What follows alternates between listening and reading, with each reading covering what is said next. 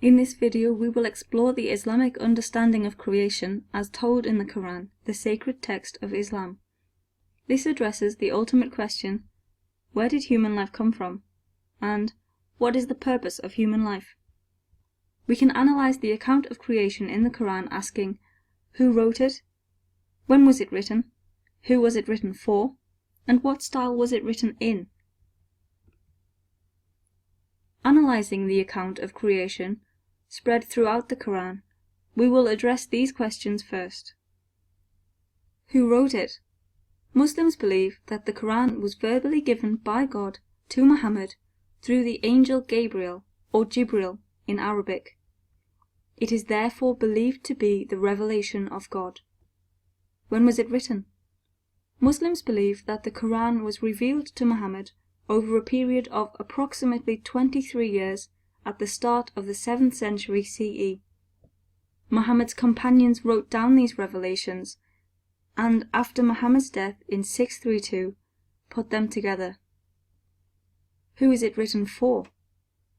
In chapter 3 of the Qur'an, it states that it is guidance for the world and to bring the world out of darkness into light. What role does or could the account of creation have in this? What style is it written in? The Qur'an has several different styles. Some parts that address creation are written as a direct quote of God's speech. In chapter 9, God takes an oath by creation, saying, "By the sun and its brightness, by the moon when it follows it, by the day when it displays it, by the night when it covers it, by the sky and he who constructed it, by the earth and he who spread it, by the soul and he who proportioned it."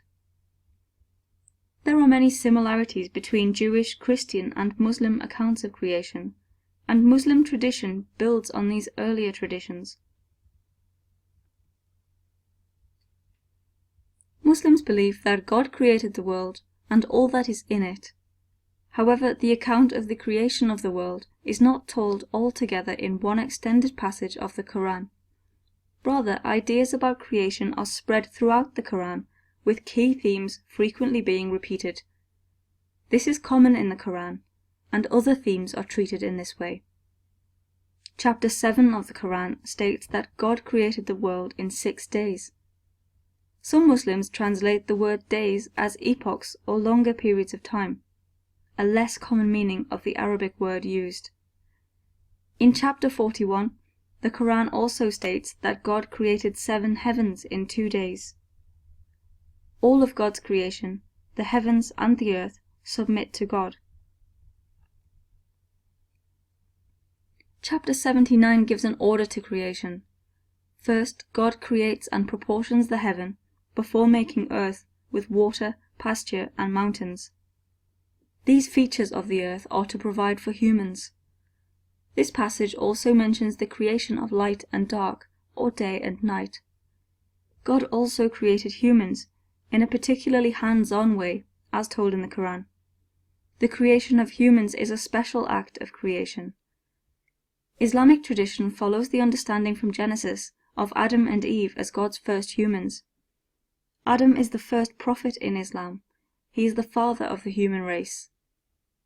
In chapter 15, the Qur'an described God creating man and commanding the angels to bow down to man. God teaches Adam the names of all things. As in Genesis, the Qur'an also tells of a garden, in which Adam and Eve do not follow God's instructions not to eat the fruit of the tree. So, is this account of creation supposed to be a literal or scientific account of how the world came about? Or is there a meaning beyond the text? Consider even the significance of the numbers. 6 days of creation, 7 realms of heaven. What does the Qur'an say about ultimate questions of origins?